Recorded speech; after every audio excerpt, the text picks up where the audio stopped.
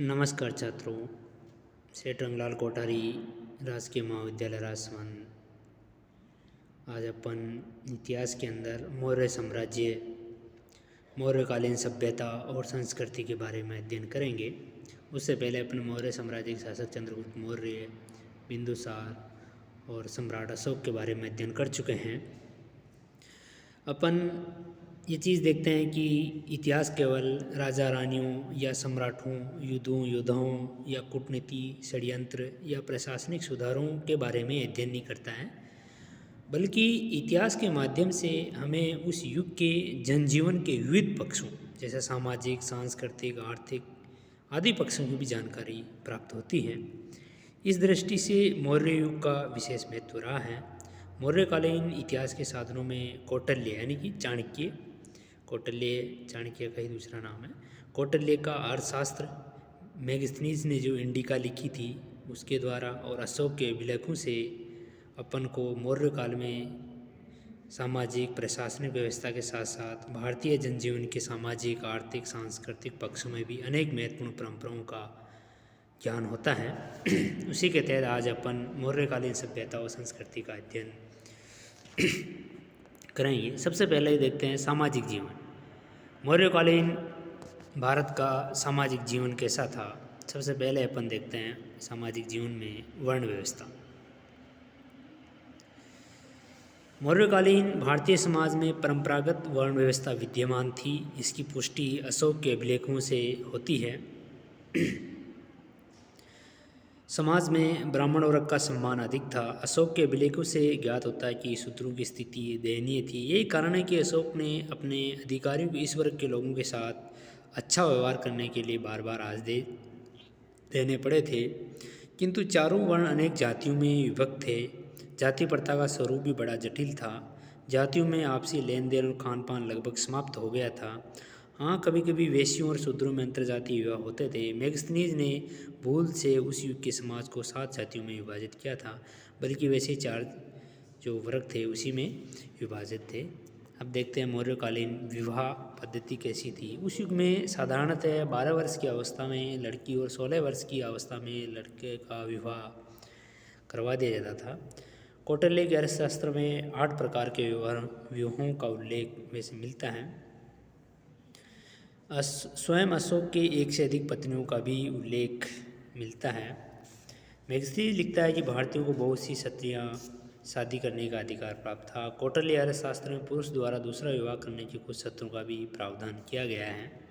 अब देखते हैं मौर्यकालीन दास प्रथा। अशोक के अभिलेखों और कौटिल्य की अर्थशास्त्र से यह जानकारी मिलती है कि समाज में दास प्रथा विद्यमान थी और उनका क्रय विक्रय होता था। सामान्यतः अनार्य लोग ही दास के रूप में काम करते थे, परंतु आर्थिक संकट से उबरने के लिए आर्य लोग भी दास बन जाया करते थे। ऐसे आर्य दास की संतान दास नहीं कहलाती थी। दास लोग क्रय मूल्य अदा करके पुनः स्वतंत्र नागरिक बन सकते थे। उस युग में वैसे दासों की स्थिति काफ़ी अच्छी थी। उनके साथ मानवीयतापूर्ण व्यवहार किया जाता था।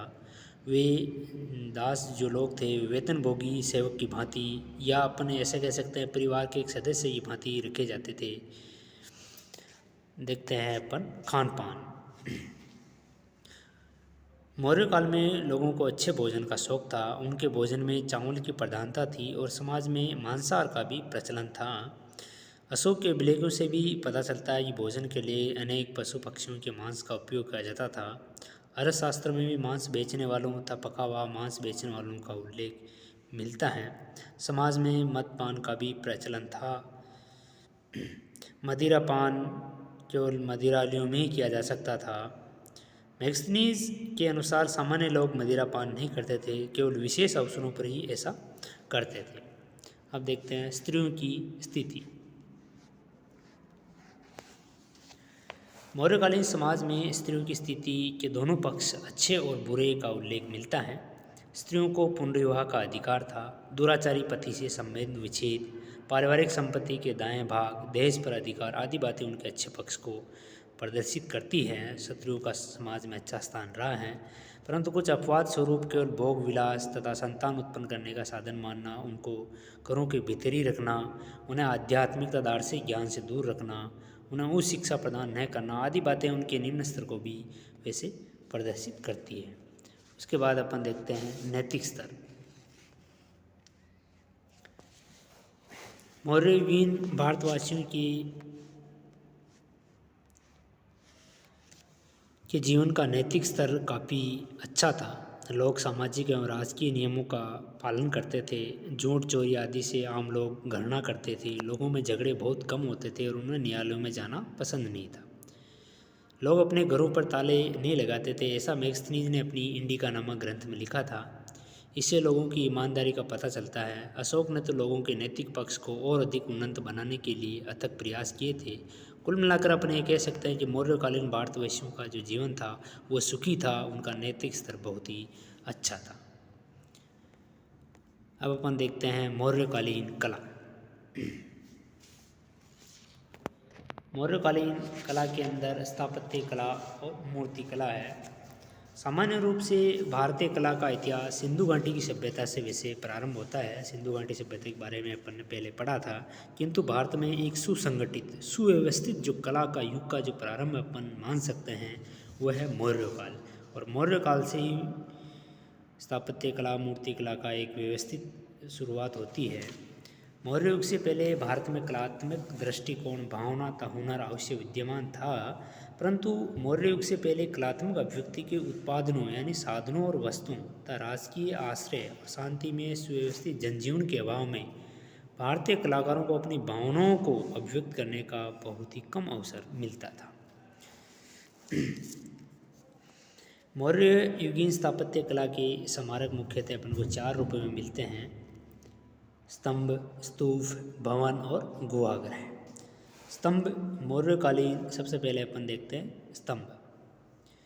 मौर्यकालीन स्थापत्य कला के उत्तम नमूनों के रूप में अशोक द्वारा बनाए गए पाषाण स्तंभों का प्रमुख स्थान है।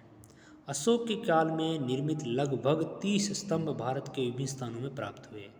भारतीय एवं विदेशी स्थापत्य कला विशेषज्ञ अशोक के इन स्तंभों को मौर्य युगीन स्थापत्य कला के सर्वोत्तम प्रतिनिधि मानते हैं। अशोक के काल में निर्मित ये स्तंभ पत्थर के सुंडाकार यानी हाथी की जो सूंड के आकार के हैं, ये सुंडाकार स्तंभ हैं, किंतु ऊपर की ओर पतले और नीचे की ओर मोटे हैं। आमतौर पर काफ़ी भारी और लंबे हैं और इन स्तंभों की लंबाई लगभग 40 से 50 फीट तक है। प्रत्येक स्तंभ एक ही पाषाण खंड से बना है। इनका जो निर्माण है वो चुनार के बलुआ पत्थर से किया गया है। इन स्तंभों की कला को समझने के लिए कला विशेषज्ञों ने प्रत्येक पाषाण स्तंभ को 3 भागों में बांटा है। पहला भाग वह है जो भूमि के अंदर गड़ा हुआ भाग, मध्य का लंबा दंड भाग और ऊपर का शीर्ष भाग। स्तंभ के नीचे का भाग जो भूमि में गाड़ा जाता था, उस पर मोर पक्षी की आकृतियाँ बनी हैं जो कि काफ़ी सुंदर और एक सजीव जैसी प्रतीत होती है। इसी के आधार पर चंद्रगुप्त पिता को मोर पालने वाला माना जाता है। अब स्तंभ के भूमि से ऊपर यानी कि स्तंभ के मध्य का भाग सीधा और सुंडाकार है, जो कि एक बहुत ही विशाल बलुए लाल पत्थर के बने हुए हैं।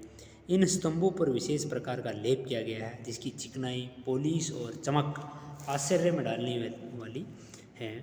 स्तंभों का तीसरा भाग कला की दृष्टि से विशेष महत्व रखता है। स्तंभ का सबसे ऊपरी भाग, हर स्तंभ के ऊपर भाग पर एक पत्थर के टुकड़े को हाथी, घोड़ा, सांड अथवा सिंह के आकार में तराश कर बनाया गया है।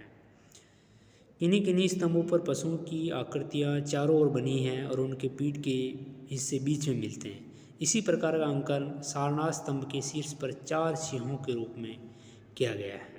समस्त स्तंभों में सारनाथ का जो पाषाण स्तंभ है वो सबसे अधिक सुंदर है और इसे स्थापत्य कला का एक उत्कृष्ट नमूना माना जाता है। अब देखते हैं अपन स्तूप। मौर्यकालीन स्थापत्य स्मारकों में स्तूपों का स्थान भी बहुत महत्वपूर्ण है। वैसे स्तूप निर्माण की परंपरा मौर्य युग से भी पहले भारत में प्रचलित ही है, परंतु अपन देखते हैं कि अशोक के युग में स्तूपों के निर्माण को विशेष प्रोत्साहन मिला। स्तूप ईंटों या पत्थर के ऊंचे टीले से गुब्दाकार स्मारक है। किन्हीं स्तूपों के चारों ओर पत्थर, ईंटों की कलात्मक खुदाई या ईंटों की जालीदार बाड़ लगा दी जाती हैं। इन स्तूपों का निर्माण बुद्ध या बोधिसत्व बोधिसत्व यानी सत्य ज्ञान प्राप्त बोध मतावलंबी के अवशेष रखने के लिए किया जाता था। वैसे अशोक ने 84,000 स्तूप बनवाए थे। चीनी यात्री ह्वेनसांग ने भारत तथा अफगानिस्तान के विभिन्न भागों में इन स्तूपों को देखे था, परंतु वर्तमान में इक्के दुक्के यानी कि गिने चुने स्तूप ही देखने में आते हैं। इन सभी स्तूपों में मध्य भारत के भोपाल के निकट सांची का स्तूप सबसे अधिक प्रसिद्ध है। इस स्तूप की बाड़ और इसका जो तोरण द्वार है वो कला की दृष्टि से बहुत ही आकर्षक और सजीव है। अब हम देखते हैं भवन। मौर्य काल के स्थापत्य समारोहों में राजमहल या भवनों का भी अपना विशेष स्थान है। चंद्रगुप्त मौर्य के राजमहलों को देखकर मैगजीनी ने लिखा है कि चंद्रगुप्त के भवन ईरान के सूसा या एक बताना के भवनों से सजावट और कला में बहुत ही सुंदर है।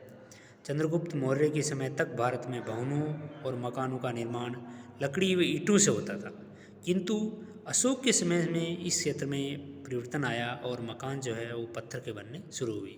अशोक को स्थापत्य निर्माण का बड़ा शौक था। कश्मीर के श्रीनगर और नेपाल के ललित पाटन नामक नगरों का निर्माण अशोक ने करवाया था। उसके द्वारा बनाए गए पाटलिपुत्र के राजमहल की कला और सुंदरता को देखकर गुप्त काल में भारत की यात्रा करने वाले जो चीनी यात्री फायान भी बहुत ही आश्चर्यचकित हुआ था। फायान ने तो यहाँ तक लिखा कि अशोक के महल व भवनों को देखकर लगता है कि इस लोक के मनुष्य इन्हें नहीं बना सकते, ये तो देवताओं द्वारा बनाए गए होंगे। यद्यपि समय बीतने के साथ अब मौर्य काल की जो बहुत ही उन्नत स्थापत्य कला को बताने वाले भवनों के अवशेष नहीं रहे हैं, किंतु यूनानी और चीनी यात्रियों के विवरणों, पुरातात्विक खुदाइयों में निकले मौर्य इन भवनों के अवशेष इस बात के प्रमाण है कि भवन निर्माण कला में भी मौर्य के कलाकार बहुत ही दक्ष थे। अब अपन देखते हैं गुहागृह। मौर्य युग के स्थापत्य काल स्मारकों में गुहागृह यानी कि गुफाओं में बनी हुई कला, पर्वतों की जो कठोर चट्टानें होती थी उनको काट कर उन्हें निवास गृह बनाना, बड़ी सी चट्टान है उसको काट कर उसको निवास गृह बनाना गुहागृह कहलाता है। उस गुहागृह को उपासना गृह तथा प्रार्थना भवनों का आकार देना भारतीय स्थापत्य कला की अपनी एक मौलिक शैली रही है। स्थापत्य की शैली का भारत में प्रारंभ मौर्य युग से माना जाता है। मौर्य सम्राट अशोक और उसके पौत्र दशरथ ने ऐसे कई गुहागृह बनाए और अलग अलग धार्मिक संप्रदायों के साधु सन्यासियों को रहने के लिए भेंट किए। मौर्य युग में निर्मित ऐसे गुहागृह नागार्जुन की पहाड़ियों, बाराबार की पहाड़ियों में बने हुए हैं। उन्हें देखकर मौर्य युग के अनंत स्थापत्य काल के ज्ञान और कलाकारों की दूरदर्शिता, कलात्मकता और दक्षता का परिचय मिलता है। अब अपन देखते हैं मूर्तिकला।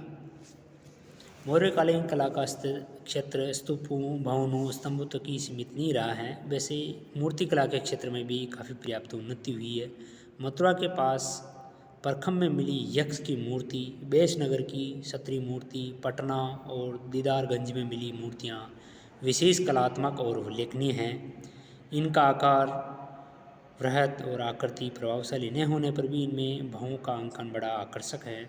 अशोक का जो सारनाथ स्तंभ पर बनी 4 शेरों की मूर्ति को देखकर तो डॉक्टर स्मिथ महान इतिहासकार रहा है, उसने तो यहाँ तक कहा कि इतनी प्राचीन और इतनी सुंदर पशुओं की मूर्तियाँ किसी देश में पाना बहुत ही दुर्लभ है।